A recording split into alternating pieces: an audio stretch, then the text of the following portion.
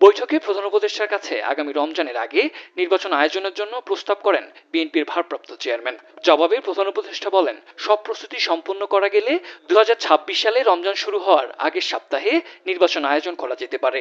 সেক্ষেত্রে রমজানের আগে নির্বাচন আয়োজনে সংস্কার ও বিচারের বিষয়ে পর্যাপ্ত অগ্রগতি অর্জন করা প্রয়োজন হবে বলেও মত দেন অধ্যাপক মোহাম্মদ ইউনূস। বৈঠক শেষে প্রধান উপদেষ্টা এবং তারেক রহমানের পক্ষ থেকে যৌথ ব্রিফিং করেন নিরাপত্তা উপদেষ্টা খলিলুর রহমান, বিএনপি স্থায়ী কমিটির সদস্য আমির খসরু মাহমুদ চৌধুরী ও প্রেস সচিব শফিকুল আলম। এ সময় বিএনপি স্থায়ী কমিটির সদস্য বলেন, ঐক্যমতের ভিত্তিতে হবে সংস্কার ও জুলাই সনদ।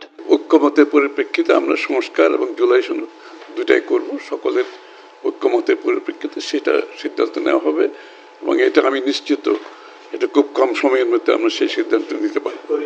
আর শিগগিরই নির্বাচনের তারিখ ঘোষণা করবে ইসি বলে জানান জাতীয় নিরাপত্তা উপদেষ্টা খলিলুর রহমান।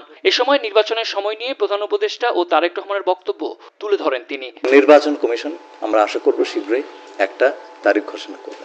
জনাব তারেক রহমান প্রধান উপদেষ্টার কাছে আগামী বছরের রমজানের আগে নির্বাচন আয়োজনের প্রস্তাব করেন।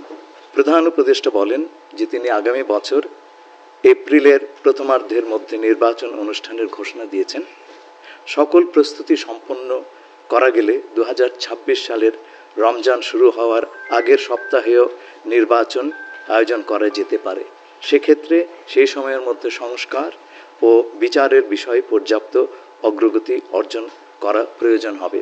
নতুন বাংলাদেশ গড়ার প্রত্যয়ে সবাইকে একসঙ্গে কাজ করার আহ্বানও জানান তারা।